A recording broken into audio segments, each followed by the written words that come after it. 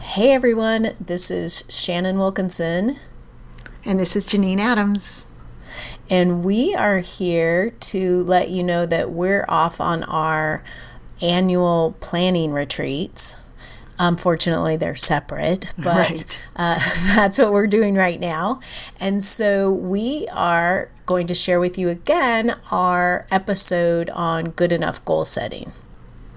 And we encourage you to take a look at the show notes for this episode because in it you have the opportunity to purchase our Good Enough Goal Setting workbook and accompanying audio for $15. So it might jumpstart your goal setting for 2020. It's a process to help you be more successful, particularly if you have not been successful in goal setting or resolution setting in the past. So give it a listen. Check out the show notes at gettingtogoodenough.com. And as always, let us know if you have any questions.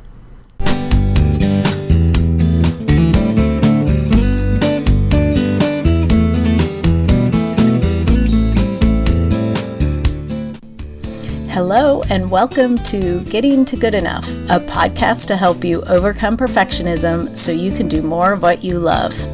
I'm Shannon Wilkinson, a life coach in Portland, Oregon, and I'm a recovering perfectionist who's getting better at good enough. And I'm Janine Adams, a certified professional organizer in St. Louis, Missouri, and I'm lucky enough to be naturally good at good enough. And today we're talking about good enough goal setting.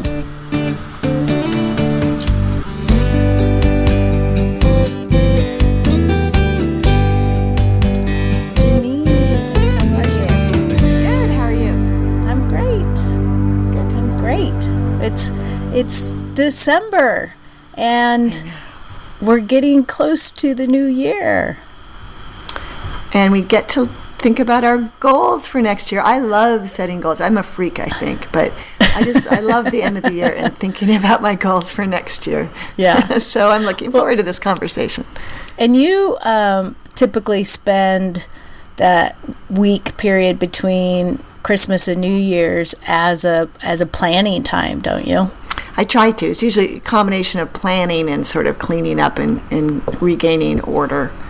But I do take a day to myself where I spend the whole day in various places doing various exercises and stuff to work on my goals for the next year. I call it my personal retreat. Oh, I like that. What do you mean you go to various places doing various things? So I go, you want to peek at what I do? I want to peek at what you do. That's mesmerizing. I mean, I'm like so interested in that. I don't think I knew that you traipsed around having your personal retreat day. Well, for the last couple of years, this is what I've done, and I'll probably do it again this year.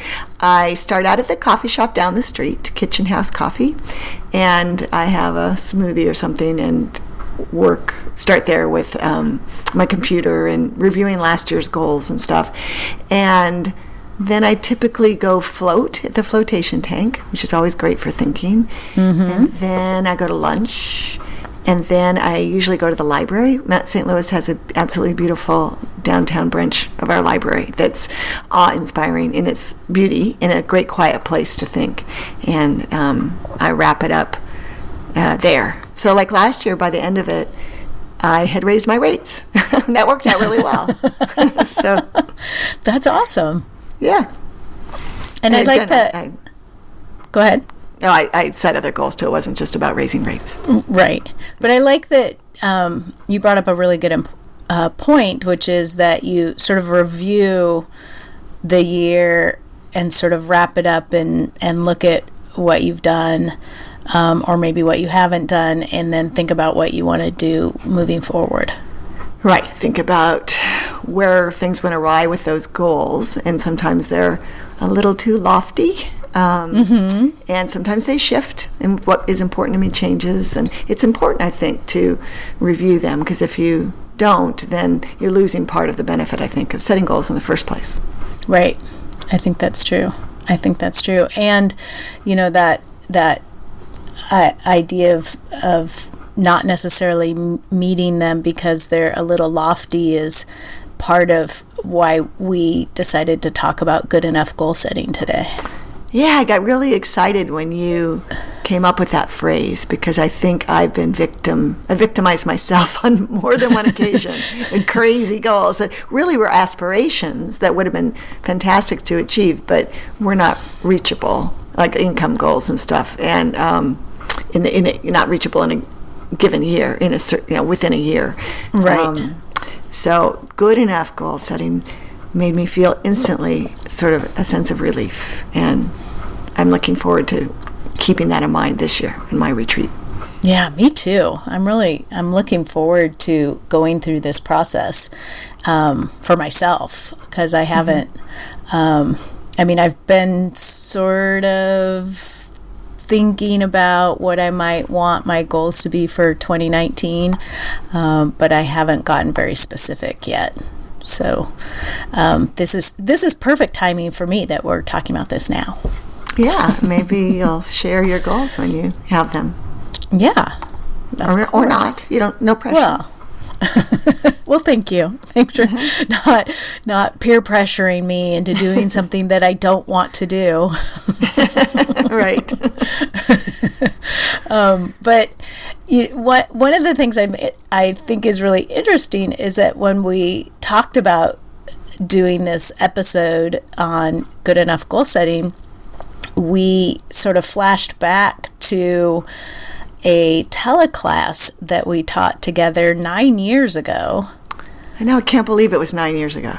I know. Yeah, it's amazing. It's crazy. But so we did this teleclass where people called in, and we taught this process and then answered questions and had a workbook, and then people could get the recording for it. But so we're revisiting that, and it's really amazing to me how much of what we were talking about then is very relevant to our good enough getting to good enough audience. It is amazing. This is definitely, it's like a preview, a very, very early preview of this podcast. I mean, the messages are the same, absolutely, and the same messages we've been sharing with our clients all these years. So it was really, I had the opportunity today to listen to the teleclass recording for the first time probably since we recorded it 9 years ago, and I found it really helpful. I set a few goals as I was working through it, and I found it just really fun, and I thought it was very valuable, which made me really happy, because you just never know, right?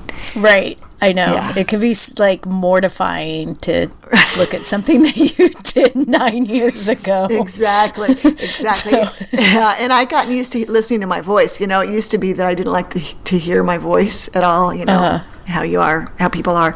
But because of the podcast, since I have to listen to it every week, I've gotten used to that. So that helps. Yeah. It makes it less cringeworthy.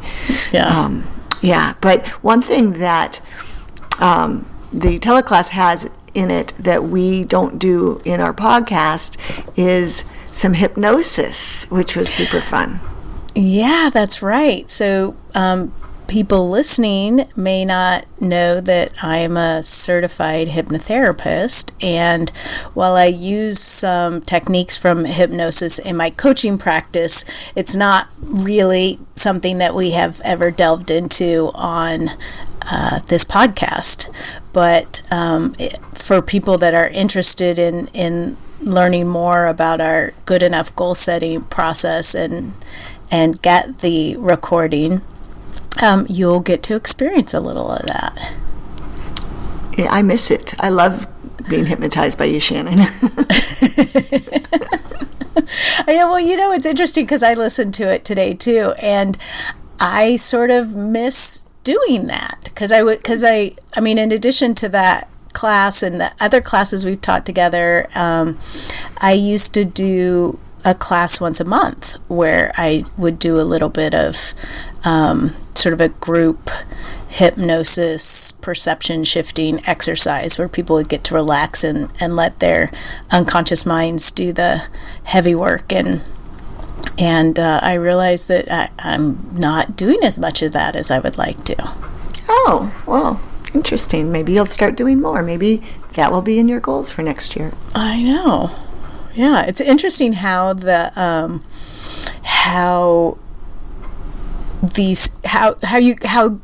possible goals get triggered, because it could be something like that, like, hey, I sort of missed that, or there's something here that's not quite giving me what I want, and how can I meet that? Yeah. So being aware of those things, I think, is really helpful when you're thinking about your goals. But the class that we taught was called Why Resolutions Don't Work and How to Get What You Want Anyway. Such a negative title. I know. It's so unlike us now. Yeah, right. But I think the reason we named it that was because we wanted to help people understand that setting a resolution, a New Year's resolution, and not meeting it, not being able to do what it is, whatever your New Year's resolution was, is not uncommon. Mm-hmm. And it's mostly not about you. That's it's not. Yeah, it's like it's usually not a question of willpower or ability, but it's usually about how you go about doing it. And so we wanted to talk about the three main problems that prevent people from meeting their resolutions or their goals, and then what to do about those. Right. The solutions for those problems. Yeah, and it's all that stuff is still true, which is great news. I know. It really was delightful to listen to it and be like, all of this stuff still counts. Mm-hmm. Yeah. Yeah. So should we just go ahead and jump into the problems and the solutions? Sure. Let's do it. Yeah. And problem number one is, probably solution number one is going to sound familiar to people, because problem number one is you don't know what you really want or why you want it, and instead you focus on what you don't want. And that can come up a lot of ways. A lot of traditional resolutions are about, and I'm doing big finger quotes here, breaking bad habits. Mm-hmm. And people get focused on what they don't want to be doing or what they don't want in their life. And the way your unconscious mind works, that keeps what you don't want sort of in your mind, as opposed to what you do want. So really going toward a goal rather than away from what you don't want is, so an example might be you want to lose weight, right? That would be what you don't want is to be fat. Mm-hmm. Right. And versus eating healthily, is that? Yeah. So, lose weight is a sneaky one, because it sounds like what you want, like you want to lose weight, but really it's about what you don't want, which is the excess weight that you have. Mm-hmm. And it doesn't say anything about how you want to achieve that.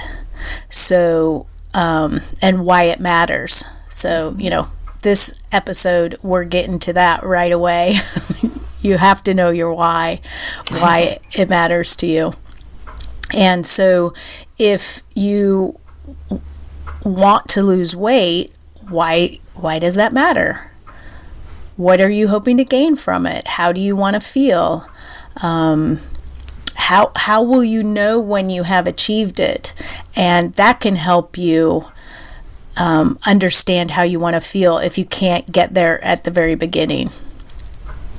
So if you want to have more energy, which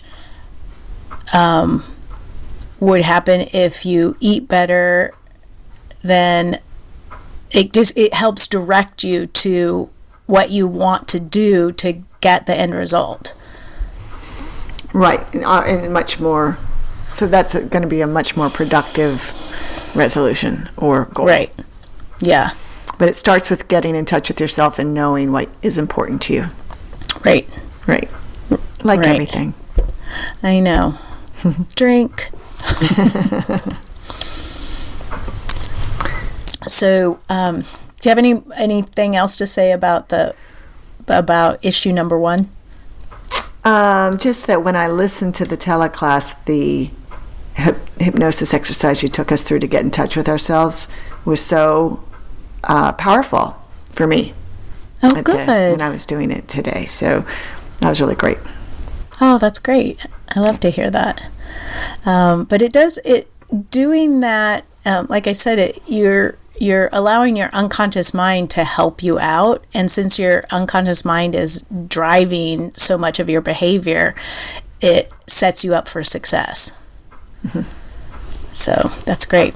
So issue number 2 is you forget about your resolution or your goal, and that it requires you to create new habits, and that just doesn't happen.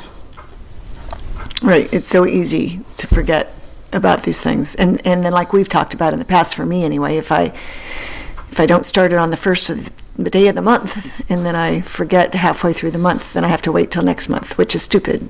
It's not necessary, but it tends to be what I want to do. So having ways, techniques for reminding myself to stay on track is really helpful. Yeah. And are there techniques that you go back to repeatedly to help you remember?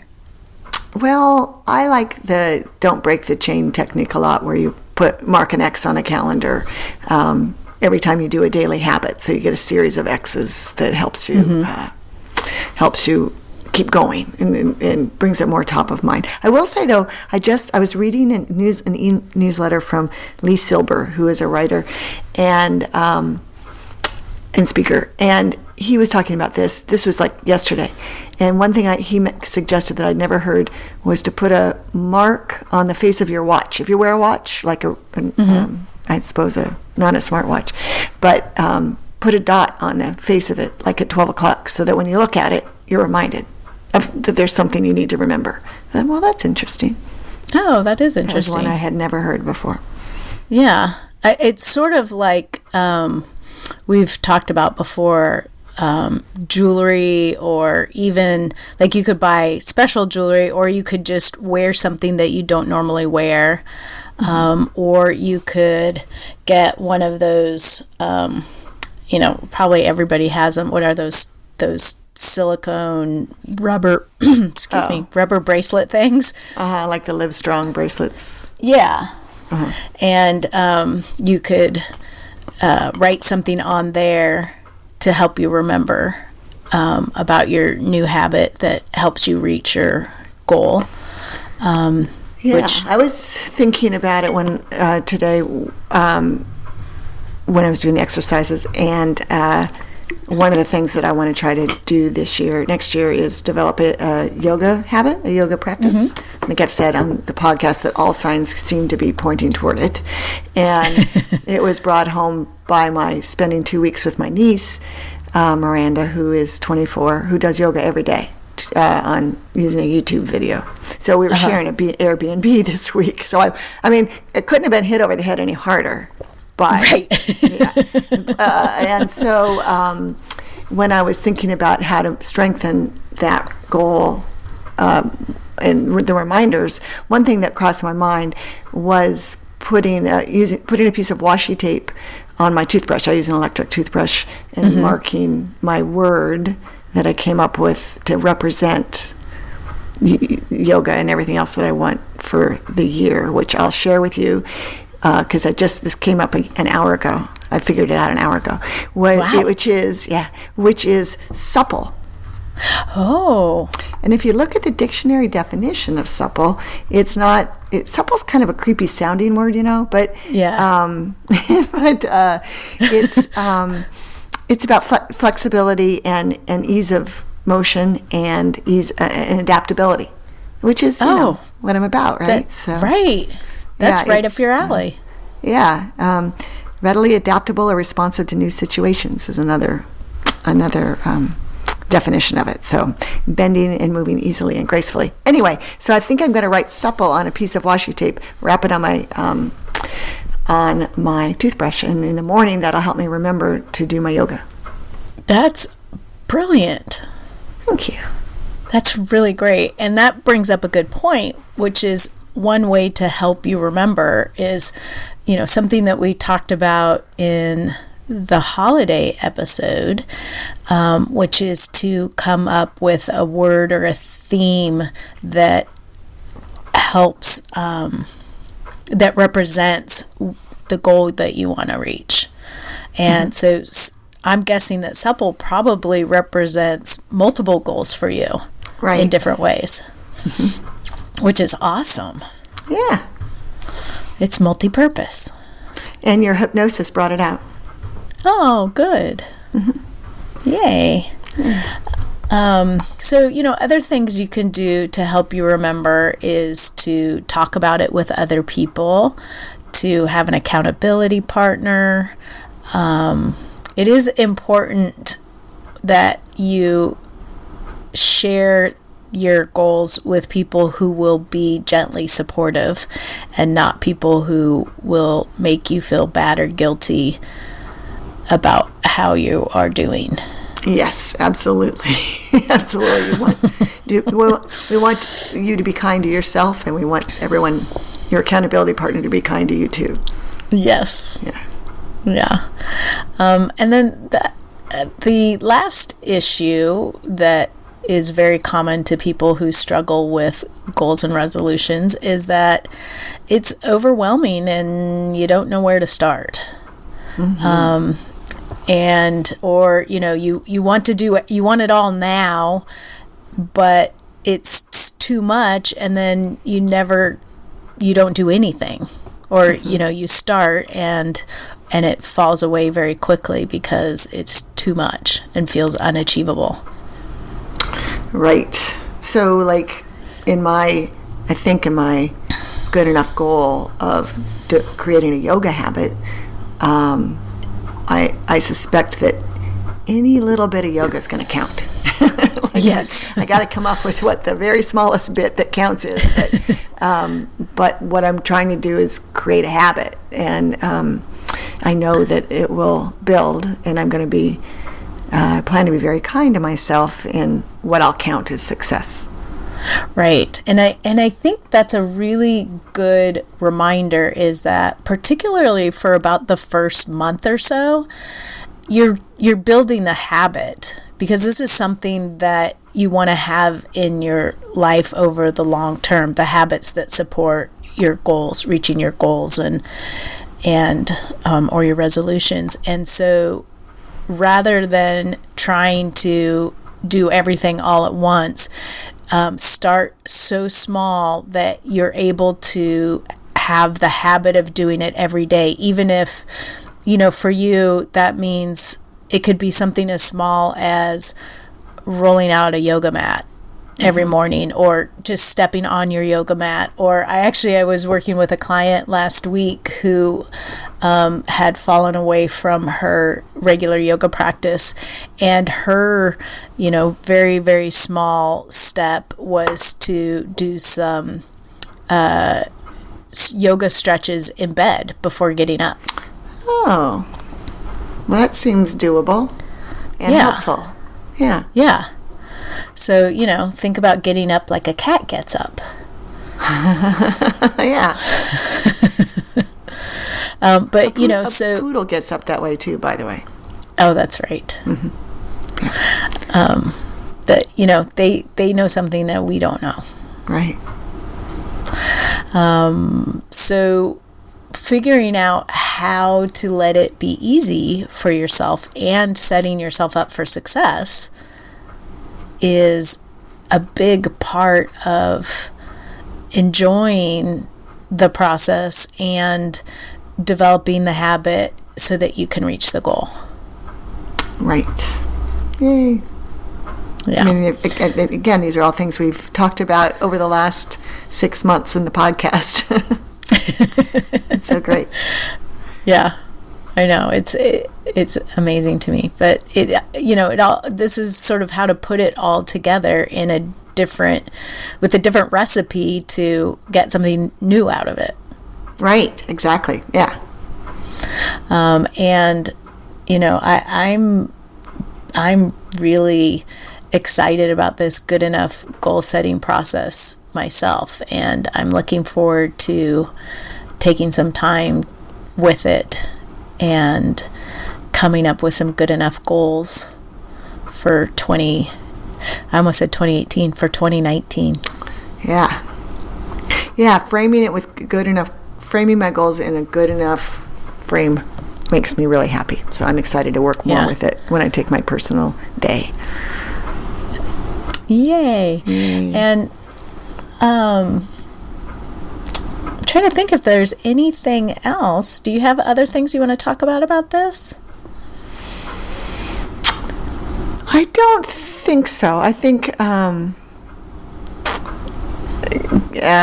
no, I don't. Sorry, I can't put to words what I was trying to go through my head. No, I think that's good. I mean, we're going to talk about the fact that if people are interested, they can actually listen to this teleclass that we're talking about, right? Right. So this is something that hasn't been available for years, but as I mentioned, we are updating the workbook, and we will make that along with the original recording, which has the guided hypnosis exercises and also has Q&A that goes along with it. And we are going to make that available to purchase for $15, and that will be on the show notes. So you can go to gettingtogoodenough.com and it will be available there. But you have, everyone has the basics of the process to get in touch with yourself and what you really want and why it matters, to create ways to help you remember it and to keep it the top of mind and to start to build the habit, and to break it down into small enough steps that you are setting yourself up for success. So, those are the three main steps. And so you can go with that. But if you'd like a little bit more, then you can purchase the workbook and get the other recording for $15. I feel compelled to mention that, to remind people that it was recorded in 2009 as a teleclass. So the audio quality was just great in 2009. In 2018, doesn't feel quite as great. But the information is certainly perfectly audible. That's the word. Audible. But it just isn't up to podcast quality, right? Right. Yeah. I mean, it sounds like we're on our phones, which we are. We might even have both been on landlines. Oh yeah, I would have never done it on a cell phone. That would be crazy. Right. Yeah. But it's not the quality that you're used to with the podcast, but it is still very useful information, and it goes through everything we've talked about much more in depth than we can do in the half hour that we have today. Right. I think the recording is around an hour and a half. Between an hour and a half. Yeah. And so, I think that wraps it up. I'm looking forward to diving into this a little bit myself, and I hope our listeners are too. And we would love to hear from you about your good enough goals. In fact, maybe we should have a hashtag. Ooh, good enough goals? Hashtag good enough goals. Excellent. So share with us your good enough goals, And you can do that on Twitter. We're at GTG Enough. On Instagram, we're at Getting to Good Enough. And on Facebook, you can find our group where we will be talking about good enough goals, and our podcast page by searching Getting to Good Enough. And then, of course, you can leave us a voicemail at 413-424-GTGE, and we'd love to hear your experience with the good enough goal setting process. And you can also communicate that by commenting on the show notes for this episode too. All right, at gettingtogoodenough.com. Right. So for now, thank you for listening. I'm Shannon Wilkinson in Portland, Oregon. And I'm Janine Adams in St. Louis, Missouri. And we hope that good enough is getting easier for you.